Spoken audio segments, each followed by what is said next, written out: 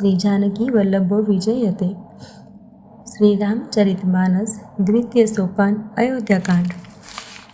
જેમના ખોળામાં હિમાચલ સુતા પાર્વતીજી, મસ્તક ઉપર ગંગાજી, લલાટ પર દ્વિતીયાનો ચંદ્રમા, કંઠમાં હળાહળ વિષ અને વક્ષસ્થળ ઉપર સર્પરાજ શેષથી સુશોભિત છે. તે ભસ્મથી વિભૂષિત, દેવતાઓમાં શ્રેષ્ઠ, સર્વેશ્વર, સંહાર કરતા, સર્વવ્યાપક, કલ્યાણરૂપ, ચંદ્રમાના જેવા શુભ્રવર્ણ શ્રી શંકરજી સદાય મારી રક્ષા કરો. રઘુકુળને આનંદ આપનાર શ્રી રામચંદ્રજીના મુખારવિંદની જે શોભા રાજ્યાભિષેકની વાત સાંભળીને ન તો પ્રસન્નતાને પામી અને ન વનવાસના દુઃખથી મિલન થઈ, તે આનંદમૂર્તિ ભગવાન શ્રી રામના મુખકમળની છબી મારા માટે સદા સુંદર મંગળોને આપનારી થાય. નીલાકમળ જેવા શ્યામ અને કોમળ જેમના અંગ છે, શ્રી સીતાજી જેમની ડાબી બાજુ બિરાજમાન છે અને જેમના હાથમાં અમોઘ બાણ અને સુંદર ધનુષ છે, તે રઘુવંશના સ્વામી શ્રી રામચંદ્રજીને હું નમસ્કાર કરું છું. શ્રી ગુરુજીના ચરણ કમળોની રજથી પોતાના મનરૂપી દર્પણને સ્વચ્છ કરીને હું શ્રી રઘુનાથજીના નિર્મળ યશનું વર્ણન કરું છું, જે ચતુર્વિધ પુરુષાર્થ એટલે કે ધર્મ, અર્થ, કામ, મોક્ષને આપનાર છે. જ્યારથી શ્રી રામચંદ્રજી વિવાહ કરીને ઘેર આવ્યા ત્યારથી અયોધ્યામાં નિત્ય નવા નવા આનંદ મંગલ થઈ રહ્યા છે અને આનંદના વધામણા વાગી રહ્યા છે. 14 લોકરૂપી મોટા પર્વતો ઉપર પુણ્યરૂપી મેઘરાજા સુખરૂપી જળ વરસાવી રહ્યા છે. રિદ્ધિ સિદ્ધિ અને સંપત્તિરૂપી સોહામણી નદીઓ ઉભરાઈ ઉભરાઈને અયોધ્યારૂપી સમુદ્રમાં આવીને મળી. નગરના સ્ત્રી પુરુષ ઉત્તમ જાતિના મણીઓનો સમૂહ છે, જે દરેક રીતે પવિત્ર, અમૂલ્ય અને સુંદર છે. નગરનું ઐશ્વર્ય કંઈ કહી શકાતું નથી. એવું જણાય છે કે જાણે બ્રહ્માજીની કારીગરી બસ આટલી જ છે. સઘળા નગર નિવાસી શ્રી રામચંદ્રજીના મુખચંદ્રને જોઈને દરેક રીતે સુખી છે. બધી માતાઓ અને સખી સહેલીઓ પોતાની મનોરથરૂપી વેલને ફરતી જોઈને આનંદિત છે. શ્રી રામચંદ્રજીના રૂપ, ગુણ, શીલ અને સ્વભાવને જોઈ સાંભળી રાજા દશરથજી ઘણા જ આનંદિત થાય છે. બધાના હૃદયમાં એક જ અભિલાષા છે અને સૌ મહાદેવજીને મનાવીને પ્રાર્થના કરે છે કે રાજા પોતાની હયાતીમાં જ શ્રી રામચંદ્રજીને યુવરાજ પદ આપી દે. એક વેળાએ રઘુકુળના રાજા દશરથજીની પોતાના આખા સમાજ સહિત રાજસભામાં અનુપમ શોભા જણાતી હતી. મહારાજ સમસ્ત પુણ્યોની મૂર્તિ છે. તેમને શ્રી રામચંદ્રજીનો સુંદર યશ સાંભળીને અત્યંત આનંદ થઈ રહ્યો છે. બધા રાજાઓ દશરથજીની દયા દ્રષ્ટિની વાટ જોઈ રહ્યા છે. પૃથ્વી, આકાશ, પાતાળ તેમજ સમસ્ત લોકપાલો પણ દશરથજીની મરજી જાણીને તેમની પ્રસન્નતા અર્થે સર્વ કરે છે.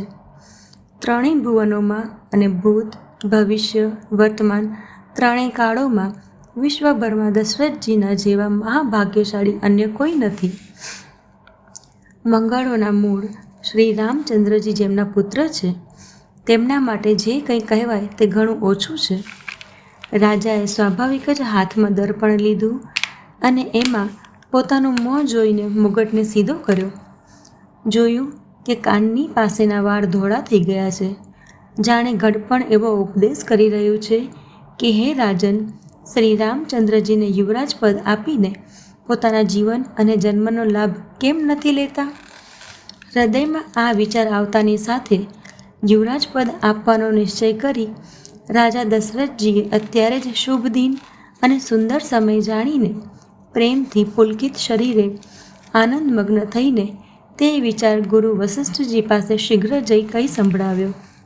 રાજાએ કહ્યું, હે મુનિવર્ય, કૃપા કરીને આ નિવેદન સાંભળો. શ્રી રામચંદ્ર હવે સર્વ પ્રકારે સર્વયોગ્ય થઈ ગયા છે. સેવક, મંત્રી, બધા નગરવાસીઓ અને જે અમારા શત્રુ, મિત્ર કે ઉદાસીન છે, બધાને શ્રી રામચંદ્રજી એવા જ પ્રિય છે જેવા મને છે. તેમના રૂપમાં આપનો આશીર્વાદ જ જાણે શરીર ધારણ કરીને શોભિત થઈ રહ્યો છે. હે સ્વામી, બધાય બ્રાહ્મણ પરિવાર સહિત આપના જ જેવો એમના ઉપર સ્નેહ રાખે છે. જે લોકો ગુરુના ચરણોની રજને શીશ ઉપર ધારણ કરે છે તે જાણે સઘળા ઐશ્વર્યોને પોતાના વશમાં કરી લે છે. આનો અનુભવ મારા જેવો બીજા કોઈએ નથી કર્યો. આપની પવિત્ર ચરણ રજની પૂજા કરીને મેં સર્વ કંઈ મેળવી લીધું. હવે મારા મનમાં એક જ અભિલાષા છે. હે નાથ, તે પણ આપના જ અનુગ્રહથી પૂરી થશે. રાજાનો સહજ સરળ પ્રેમ જોઈને મુનિએ પ્રસન્ન થઈ કહ્યું, નરેશ, આજ્ઞા આપો. કહો, શું અભિલાષા છે? હે રાજન, આપનું નામ અને યશ જ સંપૂર્ણ મનોવાંછિત વસ્તુઓને આપનાર છે. હે રાજાઓનો મુગટમણી, આપના મનની અભિલાષા ફળનું અનુગમન કરે છે. અર્થાત આપને તો ઈચ્છા કર્યા પૂર્વે જ ફળ ઉત્પન્ન થઈ જાય છે. પોતાના ચિત્તમાં ગુરુજીને બધી રીતે પ્રસન્ન જાણીને હર્ષિત થઈને રાજા કોમળ વાણીમાં બોલ્યા, હે નાથ, શ્રી રામચંદ્રજીને યુવરાજ કરો. કૃપા કરીને આજ્ઞા આપો તો તૈયારી કરીએ. મારી હયાતીમાં જ આ આનંદ ઉત્સવ થઈ જાય, જેથી સર્વે લોકો પોતાના નેત્રોનો લાભ પ્રાપ્ત કરે. પ્રભુના આપના પ્રસાદથી શિવજીએ સર્વ કંઈ નભાવી લીધું. સર્વે ઈચ્છાઓ પૂર્ણ કરી દીધી. કેવળ આ જ એક લાલસા મનમાં રહી ગઈ છે. આ લાલસા પરિપૂર્ણ થઈ ગયા પછી કોઈ શોક નહીં રહે.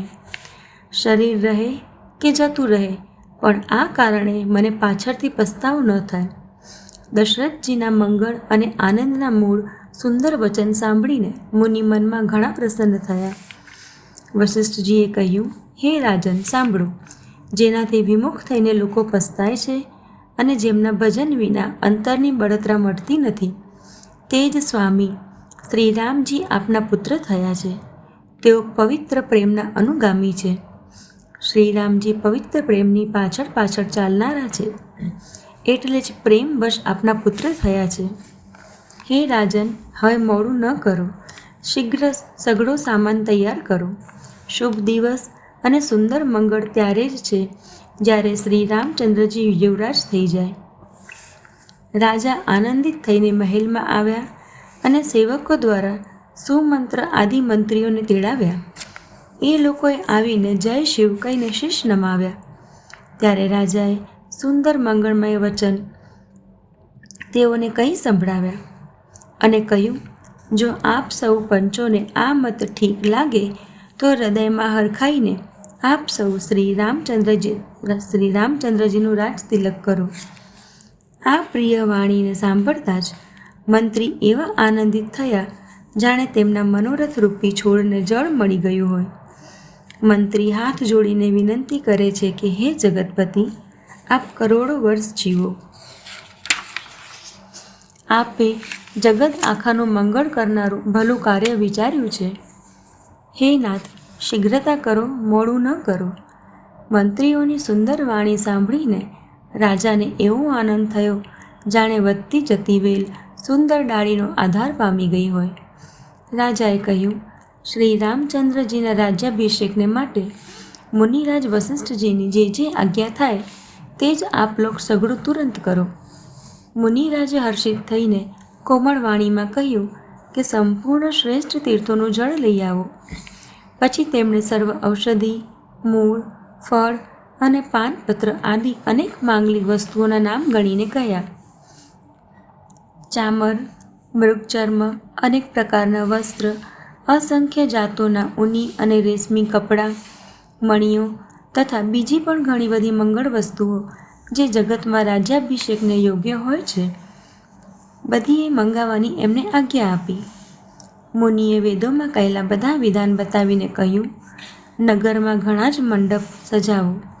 ફળો સહિત આંબો, સોપારી અને કેળાના વૃક્ષ નગરની શેરીઓમાં ચારે તરફ રોપી દો. સુંદર મણીઓના મનોહર ચોક પુરાવો અને બજારને તરત જ શણગારવા કહી દો. શ્રી ગણેશજી, ગુરુ અને કુળદેવતાની પૂજા કરો અને ભૂદેવ બ્રાહ્મણોની બધી રીતે સેવા કરો. ધ્વજા, પતાકા, તોરણ, કળશ, ઘોડા, રથ અને હાથી બધાને સજાવો. મુનિશ્રેષ્ઠ વશિષ્ઠજીના વચનોને શિરોધાર્ય કરીને બધા લોકો પોતપોતાના કામમાં લાગી ગયા. મુનીશ્વરે જેને જે કામ માટે આજ્ઞા આપી તે કાર્ય તેણે એટલી શીઘ્રતાથી કરી નાખ્યું કે જાણે અગાઉથી કરી રાખ્યું હતું. રાજા બ્રાહ્મણ, સાધુ અને દેવતાઓને પૂજી રહ્યા છે અને શ્રી રામચંદ્રજીને માટે બધા મંગળ કાર્યો કરી રહ્યા છે. શ્રી રામચંદ્રજીના રાજ્યાભિષેકની સોહામણી ખબર સાંભળતા જ અવધ આખામાં મોટી ધામધૂમથી વધામણા વાગવા લાગ્યા. શ્રી રામચંદ્રજી અને શ્રી સીતાજીના શરીરમાં પણ શુભ શુકન સૂચિત થયા. તેમના સુંદર મંગળ અંગો ફરકવા લાગ્યા. પુલકિત થઈને તે બંને પ્રેમ સહિત એકબીજાને કહે છે કે આ બધા શુકન ભરતના આવવાની સૂચના આપનારા છે. તેમને મામાને ઘેર ગયે ઘણા દિવસ થઈ ગયા. ઘણી જ ચિંતા બેચેની થઈ રહી છે. વારંવાર તેમને મળવાની યાદ મનમાં આવે છે. શુકનોથી પ્રિય ભરતને મળવાનો વિશ્વાસ થાય છે. ભરત સમાન જગતમાં અમને કોણ પ્રિય છે? શુકનનું બસ આ જ ફળ છે, બીજું નથી. શ્રી રામચંદ્રજીને પોતાના ભાઈ ભરતનું દિવસ રાત એવી રીતે ચિંતન રહે છે જેવી રીતે કાચબાનું હૃદય ઈંડામાં રહે છે. આ સમયે આ પરમ મંગળ સમાચાર સાંભળીને આખો રાણીવાસ હરખાઈ ઉઠ્યો. જેમ ચંદ્રમાને વધતો જોઈને સમુદ્રમાં લહેરોનો વિલાસ આનંદ સુશોભિત થાય છે. સૌથી પહેલાં રાણીવાસમાં જઈને જેમણે આ વચન સમાચાર સંભળાવ્યા તેઓ ઘણા આભૂષણ અને વસ્ત્રો પામ્યા. રાણીઓના શરીર પ્રેમથી પુલકિત થઈ ઉઠ્યા અને મન પ્રેમમાં મગ્ન થઈ ગયા. તે બધી મંગળ કળશ સજાવવા લાગી. સુમિત્રાજીએ મણીઓના ઘણી જાતના સુંદર અને મનોહર ચોક પૂર્યા. આનંદમાં મગ્ન થયેલા શ્રી રામચંદ્રજીના માતા કૌશલ્યાજીએ બ્રાહ્મણોને બોલાવી ઘણા દાન આપ્યા. તેઓએ ગ્રામદેવીઓ, દેવતાઓ અને નાગોની પૂજા કરી અને પછી બની ભેટ આપવાનું કહ્યું. અર્થાત કાર્ય સિદ્ધ થયા પછી ફરીથી પૂજા કરવાની માનતા માની અને પ્રાર્થના કરી કે જે રીતે શ્રી રામચંદ્રજીનું કલ્યાણ થાય, દયા કરીને એવું જ વરદાન આપો.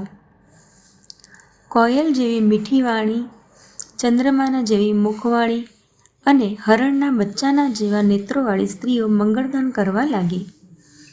શ્રી રામચંદ્રજીનો રાજ્યાભિષેક સાંભળીને બધા સ્ત્રી પુરુષ હૃદયમાં હરખાઈ ઉઠ્યા અને વિધાતાને પોતાના સાનુકૂળ સમજીને બધા સુંદર મંગળ સાજ સજાવવા લાગ્યા.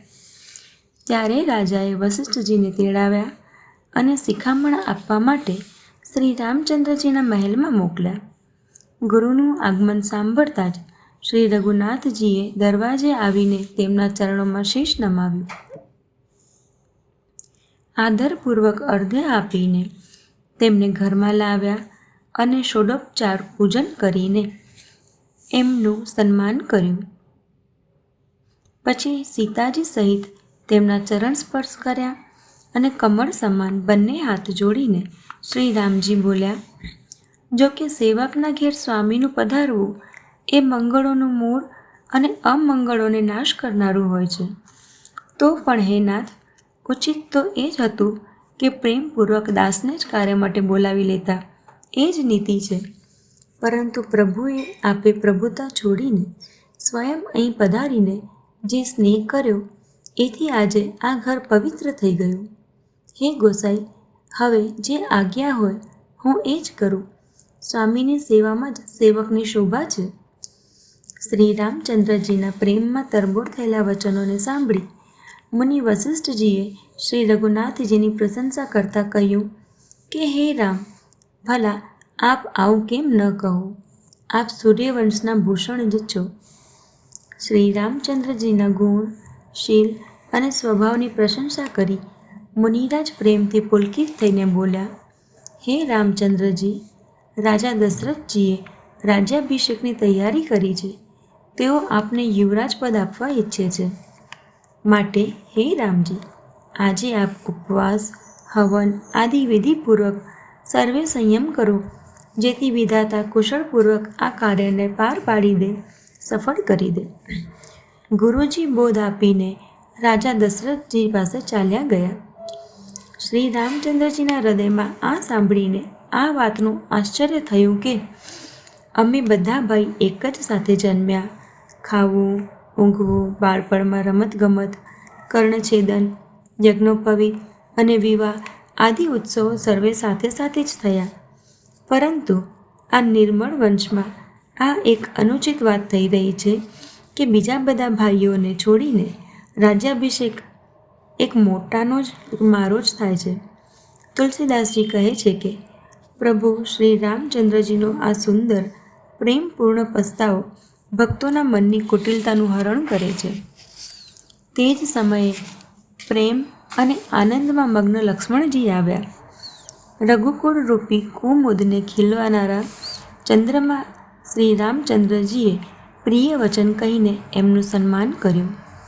ઘણી જાતના વાજા વાગી રહ્યા છે. નગરના અતિશય આનંદનું વર્ણન નથી થઈ શકતું. બધાય લોકો ભરતજીનું આગમન ઈચ્છી રહ્યા છે અને કહી રહ્યા છે કે તેઓ પણ શીઘ્ર આવે અને રાજ્યાભિષેકનો ઉત્સવ જોઈને નેત્રનું ફળ પ્રાપ્ત કરે. બજાર, રસ્તા, ઘર, શેરી અને ઓટલાઓ ઉપર યત્ર તત્ર પુરુષો અને સ્ત્રીઓ પરસ્પર વાતો કરે છે કે કાલે તે શુભ મુહૂર્ત કેટલા વાગે છે જ્યારે વિધાતા અમારી અભિલાષા પૂરી કરશે. જ્યારે સીતાજી સહિત શ્રી રામચંદ્રજી સુવર્ણના સિંહાસન ઉપર બિરાજશે અને આપણી મનોકામના પૂરી થશે. અહીં તો બધા આ કહી રહ્યા છે કે કાલ ક્યારે થશે. બીજી તરફ કુચક્રી દેવતા વિઘ્ન મનાવી ઈચ્છી રહ્યા છે. તેમને દેવતાઓને અવધના વધામણા નથી ગમતા, જેમ ચોરને ચાંદની રાત નથી ગમતી. સરસ્વતીજીને બોલાવી દેવતા વિનય કરી રહ્યા છે અને વારંવાર એમના ચરણો પકડીને નમે છે. તેઓ કહે છે, હે માતા, અમારી મોટી વિપત્તિને જોઈને આજે તેવું કરો કે જેથી શ્રી રામચંદ્રજી રાજ્ય ત્યાગીને વનમાં જતા રહે અને દેવતાઓનું સર્વ કાર્ય સિદ્ધ થાય. દેવતાઓની વિનંતી સાંભળીને સરસ્વતીજી ઊભા ઊભા પસ્તાઈ રહ્યા છે કે હાય, હું કમળવનના માટે હેમંત ઋતુની રાત બની. એમને આ રીતે પસ્તાતા જોઈને દેવતા ફરી વિનય કરીને કહેવા લાગ્યા, હે માતા, આમાં આપને જરા પણ દોષ નહીં લાગે. શ્રી રઘુનાથજી વિષાદ અને હર્ષથી રહિત છે. આપ તો શ્રી રામજીના સર્વે પ્રભાવને જાણો જ છો. જીવ પોતાના કર્મ વશે સુખ દુઃખનો ભાગી બને છે. એટલે દેવતાઓના હિત માટે આપ અયોધ્યા જાઓ. વારંવાર ચરણ પકડીને દેવોએ સરસ્વતીને સંકોચમાં મૂકી દીધા. ત્યારે તે આમ વિચારીને ચાલ્યા કે દેવતાઓની બુદ્ધિ ઓછી છે. એમનો નિવાસ તો ઊંચે છે, પણ એમની કરણી નીચી છે. એ બીજાના ઐશ્વર્યને જોઈ નથી શકતા. પરંતુ આગળના કાર્યોનો વિચાર કરીને શ્રી રામજીના વનમાં જવાથી રાક્ષસોનો વધ થશે, જેથી આખું જગત સુખી થઈ જશે. ચતુર કવિ શ્રી રામજીના વનવાસના ચરિત્રોનું વર્ણન કરવા માટે મારી ચાહના કરશે. એમ વિચાર કરી સરસ્વતી હૃદયમાં હરખાઈને દશરથજીની પુરી અયોધ્યામાં આવ્યા, જાણે દુઃસહ્ય દુઃખ આપનારી કોઈ ગ્રહ દશા આવી હોય. મંથરા નામની કૈકેયીની એક મંદ બુદ્ધિ દાસી હતી. તેને અપયશનો પટારો બનાવી સરસ્વતી એની બુદ્ધિને ફેરવીને ચાલ્યા ગયા. મંથરાએ જોયું કે નગર સજાવેલું છે. સુંદર મંગળમય વધામણા વાગી રહ્યા છે. એણે લોકોને પૂછ્યું કે શાનો ઉત્સવ છે.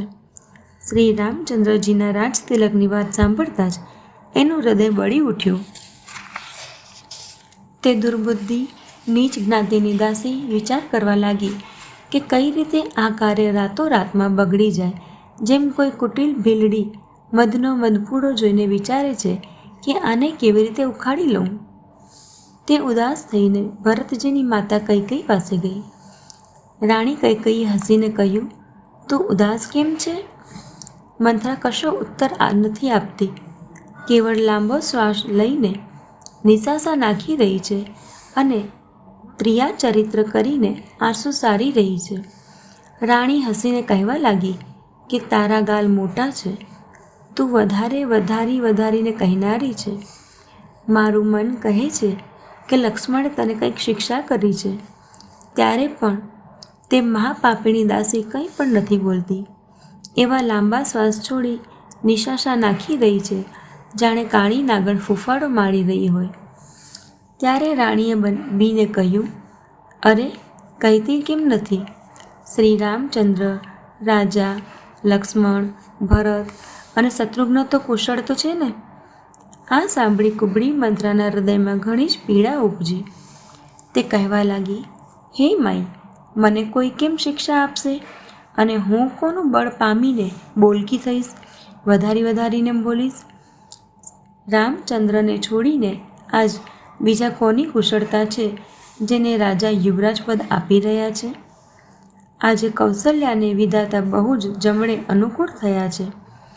આ જોઈને એમના હૃદયમાં ગર્વ સમાતો નથી. આપ સ્વયં જઈને સર્વ શોભા કેમ નથી નિહાળી લેતા, જેને જોઈને મારા મનમાં ક્ષોભ થયો છે?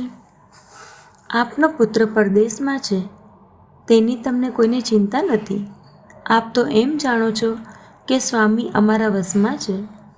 આપને તો મખમલી પલંગ પર પડ્યા ઊંઘ લેવાનું ઘણું પ્રિય લાગે છે. રાજાની કપટભરી ચતુરાઈ આપ નથી જાણતા. મંત્રાના પ્રિય વચન સાંભળીને, પરંતુ તેને મનની મેલી જાણીને રાણી વાંકા વળી ધમકાવતા બોલ્યા, બસ હવે ચૂપ રહે ઘર ફોડનારી ક્યાંકની. જો ફરી ક્યારે આમ કહ્યું તો તારી જીભ પકડીને ખેંચી કઢાવી નાખીશ. કાણા, લંગડા અને કુબડાને કુટિલ અને કુચાલી પ્રપંચી જાણવા જોઈએ, તેમાં પણ સ્ત્રી અને ખાસ કરીને દાસી. આટલું કહીને ભરતજીના માતા કઈ મલકાઈ ઉઠ્યા અને પછી બોલ્યા, હે પ્રિય વચન કહેનારી મંત્રા, મેં તને આ શીખ આપી છે. મને તારા ઉપર સ્વપ્નમાં પણ ક્રોધ નથી. સુંદર મંગળદાયક શુભ દિન એ જ હશે જે દિવસે તારું કહેવું સત્ય હશે, અર્થાત શ્રી રામનું રાજ્ય તિલક થશે. મોટો ભાઈ સ્વામી અને નાનો ભાઈ સેવક હોય છે. આ સૂર્યવંશની સુહામણી રીતિ જ છે. જો ખરેખર કાલે જ શ્રીરામનું તિલક છે તો હે સખી, તારા મનને ગમે તે જ વસ્તુ માંગી લે, હું આપીશ. રામને સહજ સ્વભાવથી સર્વે માતાઓ કૌશલ્યાની જેમ જ પ્રિય છે. મારા પર તો તે વિશેષ પ્રેમ રાખે છે. મેં તેમની પ્રીતિની પરીક્ષા કરીને જાણી લીધું છે. જો વિધાતા કૃપા કરીને જન્મ આપે તો આપ પણ આપે કે શ્રી રામચંદ્ર પુત્ર અને સીતા વહુ હોય. શ્રીરામ મને પ્રાણોથી અધિક પ્રિય છે. તેમના તિલકની વાત સાંભળીને તને ક્ષોભ કેવો? તને ભરતના સોગંદ છે. છળ કપટ છોડીને સાચે સાચ કહે. તું હર્ષના સમયે વિષાદ કરી રહી છે. મને એનું કારણ સંભળાવ. મંત્રાએ કહ્યું, બધી આશાઓ તો એક જ વાર કહેવામાં પૂરી થઈ ગઈ. હવે તો બીજી જીભ લગાડીને કંઈક કહીશ. મારું અભાગ્યું કપાળ તો ફોડવા યોગ્ય જ છે, જેને લીધે સારી વાત કહેવા છતાંય આપને દુઃખ થયું. જો ખોટી સાચી વાતો બનાવીને કહીએ છીએ તો હે માઈ, તે જ તમને પ્રિય છે અને હું કડવી લાગુ છું. હવે તો હું પણ તમને ગમતી મુખાદેખી કયા કરીશ, નહીં તો દિન રાત ચૂપ રહીશ. વિધાતાએ કુરૂપ બનાવીને મને પરતંત્ર કરી છે. બીજાનો શો દોષ? જેવું વાવો તેવું લણો. આપ્યું છે તેવું પામું છું. કોઈ પણ રાજા થાય, અમને શું નુકસાન થવાનું છે? પણ તમે વિચારો કે તમે દાસી સિવાય રાણી રહી શકશો? મારો સ્વભાવ તો બાળવા યોગ્ય જ છે, છતાંય તમારું અહિત મારાથી જોવાતું જ નથી, એટલે કંઈક વાત કહી દીધી. પણ હે દેવી, મારી મોટી ભૂલ થઈ, ક્ષમા કરો. આધાર રહિત અસ્થિર બુદ્ધિની સ્ત્રી અને દેવતાઓની માયાને વશ હોવાને લીધે રહસ્યપૂર્ણ કપટભર્યા પ્રિય વચનોને સાંભળી રાણી કૈકેયીએ વેરી મંત્રાને પોતાની સુરત જાણીને તેનો વિશ્વાસ કરી લીધો. વારંવાર રાણી તેને આદરની સાથે પૂછી રહી છે, જાણે ભીલડીના ગાનથી હરણી મોહિત થઈ ગઈ હોય. જેવું ભાવિ થનારું છે તેવી જ બુદ્ધિ પણ ફરી ગઈ. દાસી પોતાનો દાવ લાગ્યો જાણીને હરખાઈ ઉઠી. તમે પૂછો છો, પણ હું કહેતા ડરું છું, કેમ કે તમે પહેલાં જ મારું નામ ઘર ફોડી રાખી દીધું છે. ઘણી રીતે ઘડી છોલીને ખૂબ વિશ્વાસ જમાવીને પછી તે અયોધ્યાની શાળા સાથે બોલી, હે રાણી, તમે જે કહ્યું કે મને સીતારામ પ્રિય છે અને રામને તમે પ્રિય છો, તો આ વાત સાચી છે. પરંતુ આ વાત અગાઉ હતી. તે દિવસ હવે વીતી ગયા. સમય ફરી જવાથી મિત્ર પણ શત્રુ થઈ જાય છે. સૂર્ય કમળના કુળનું પાલન કરનારો છે, પણ જળ વિના એ જ સૂર્ય તેમને કમળોને બાળીને ભસ્મ કરી દે છે. શૌક્ય કૌશલ્યા તમારું મૂળ ઉખેડવા ઈચ્છે છે, માટે ઉપાયરૂપ શ્રેષ્ઠ વાળ લગાવી એને રૂંધી નાખો. પોતાને સુરક્ષિત કરી લો. તમને તમારા સૌભાગ્યના બળ પર કોઈ જ ચિંતા નથી. રાજાને પોતાના વશમાં જાણો છો, પરંતુ રાજા મનના મેલા અને મોંના મીઠા છે, અને આપનો સીધો સરળ સ્વભાવ છે. આપ કપટ ચતુરાઈ જાણતા જ નથી. રામના માતા કૌશલ્યા ઘણા ચતુર અને ગંભીર છે. તેમનો તાગ કોઈ નથી પામતું. તેણે લાગ જોઈને પોતાની વાત સાધી લીધી. રાજાએ ભરતને મોસાળ મોકલી દીધો. તેમાં બસ રામના માતાની જ સલાહ છે એમ સમજજો. કૌશલ્યા સમજે છે કે બીજી બધી શૌક્યો તો મારી સેવા સારી રીતે કરે છે. એક ભરતના પતિના બળે ગર્વિત રહે છે. એટલે જ હે માઈ, કૌશલ્યાને તમે ઘણા જ ખટકી રહ્યા છો.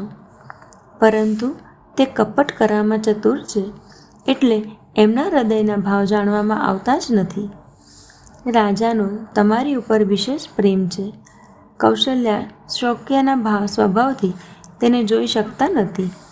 એટલે તેમણે જાળ રચીને રાજાને પોતાને વશ કરીને ભરતની અનુપસ્થિતિમાં રામના રાજ તિલક માટે મુહૂર્ત નક્કી કરાવી લીધું.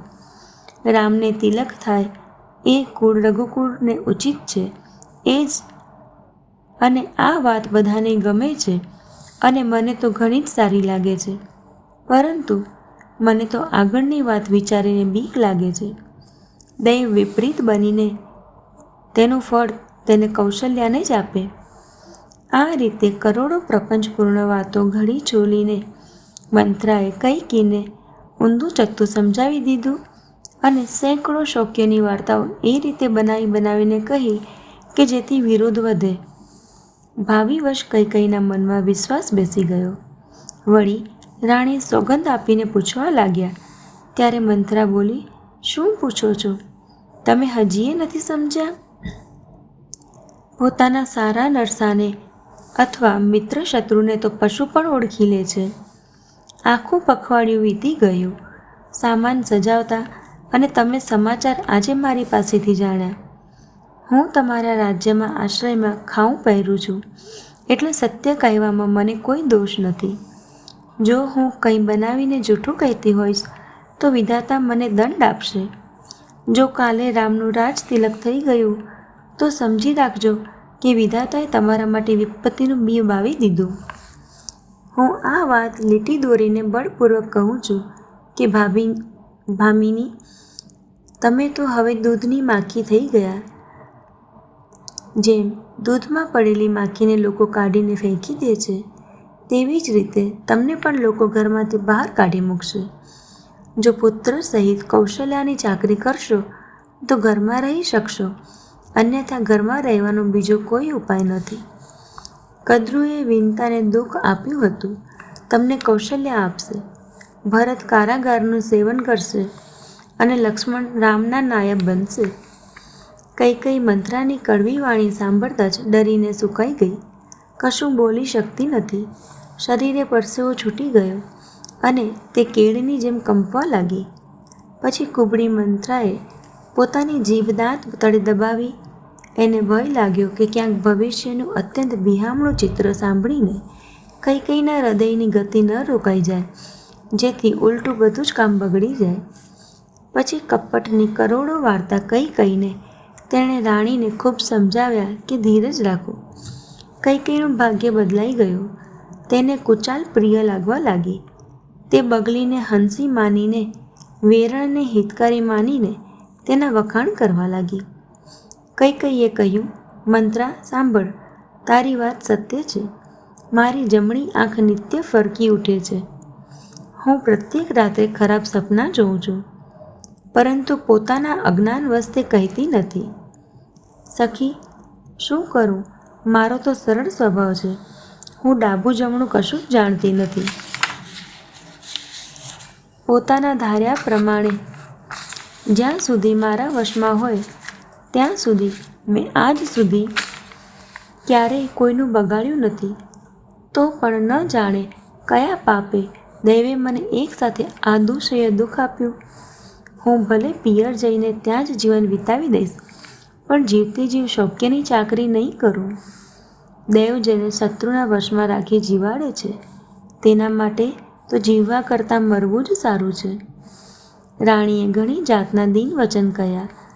તે સાંભળીને કુબડીએ ત્રિયાચરિત વધાર્યું. તે બોલી, મનમાં ગ્લાનિ સમજીને આવું કેમ કહી રહ્યા છો? તમારું સુખ સૌભાગ્ય દિવસે દિવસે બેવડાશે. જેણે તમારું ખોટું ઈચ્છ્યું છે તે જ પરિણામ રૂપે તે બુરા ફળ પામશે.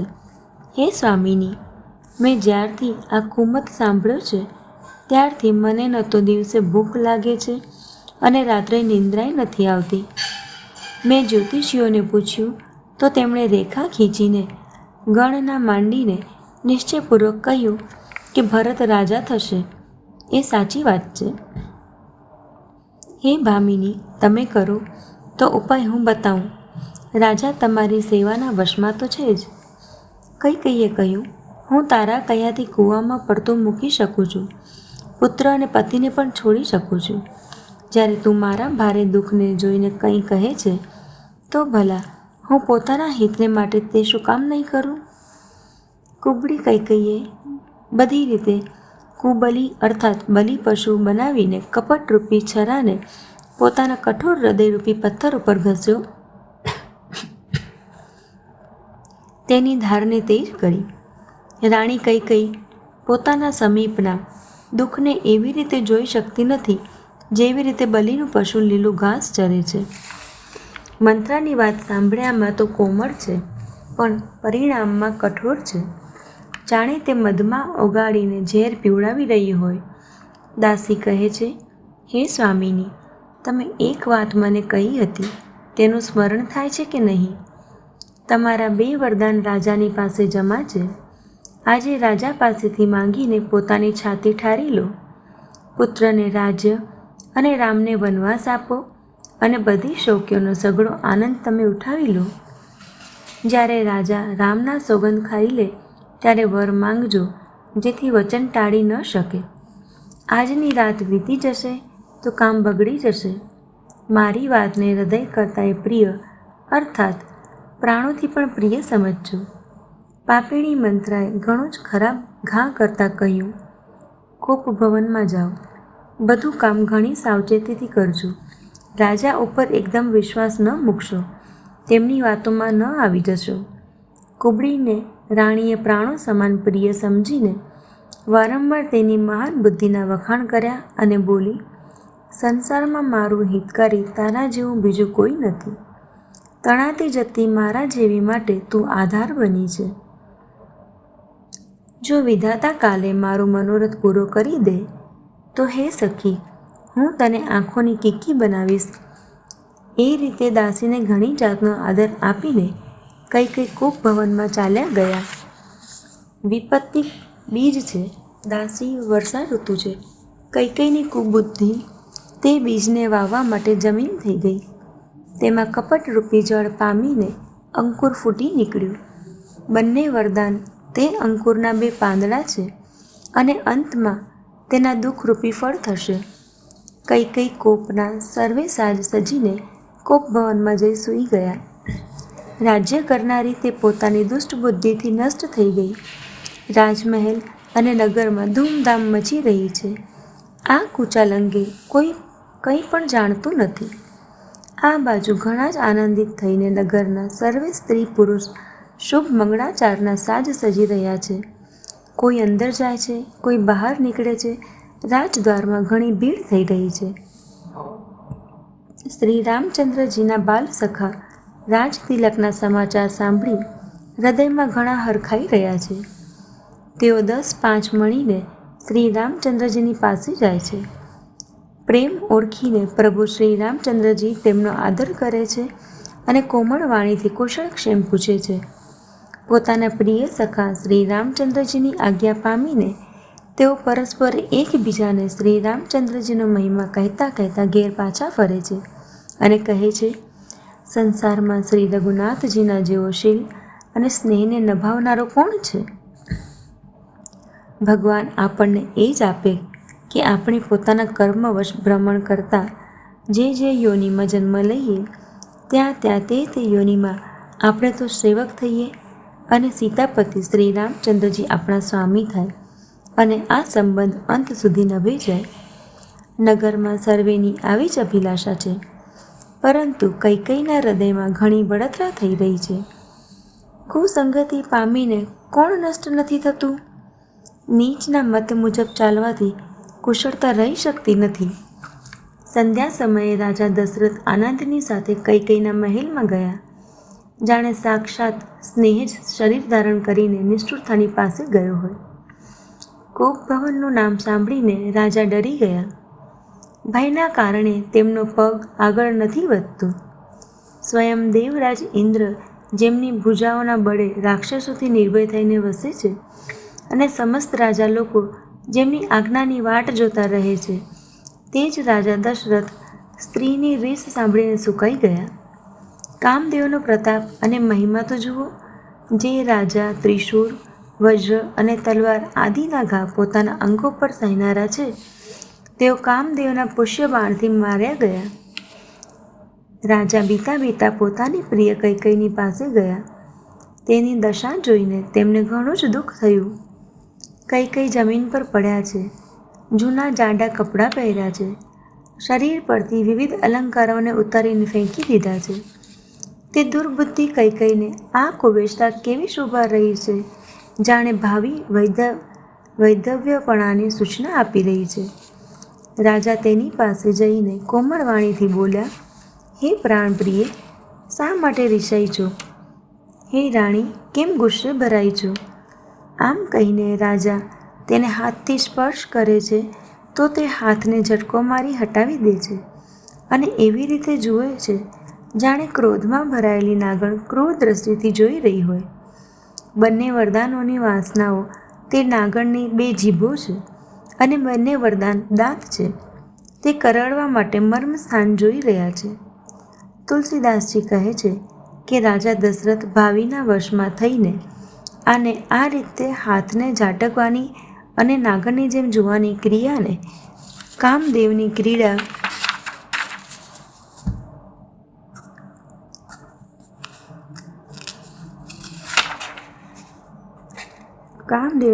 જ સમજી રહ્યા છે. રાજા વારંવાર કહી રહ્યા છે, હે સુમુખી, હે સુલોચની, હે કોકિલકંઠી, હે ગજગામિની, મને પોતાના ક્રોધનું કારણ તો સંભળાવો. હે પ્રિય, કોણે તારું અનિષ્ટ કર્યું? કોણે 2 માથાનો છે? યમરાજ કોને લઈ જવા ઈચ્છે છે? કહે, કયા કંગાળને રાજા કરી દઉં અથવા કયા રાજાને દેશવટો આપી દઉં? તારો શત્રુ અમર પણ હોય તો હું એને પણ મારી શકું છું. કીડા મકોડા જેવા બિચારા નર નારી તો શું ચીજ છે?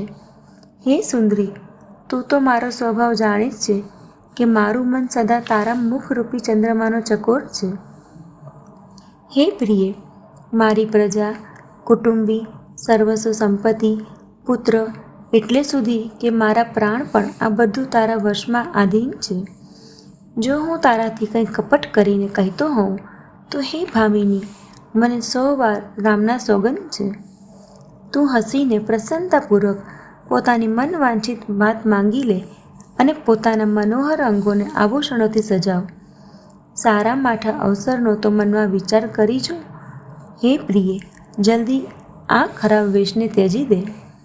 આ સાંભળીને અને મનમાં રામજીના મોટા સોગંદનો વિચાર કરી મંદબુદ્ધિ કૈકેયી હસતા હસતા ઉઠી અને ઘરેણાં પહેરવા લાગી, જાણે કોઈ ભીલડી મૃગને જોઈને ઝાડ તૈયાર કરી રહી હોય.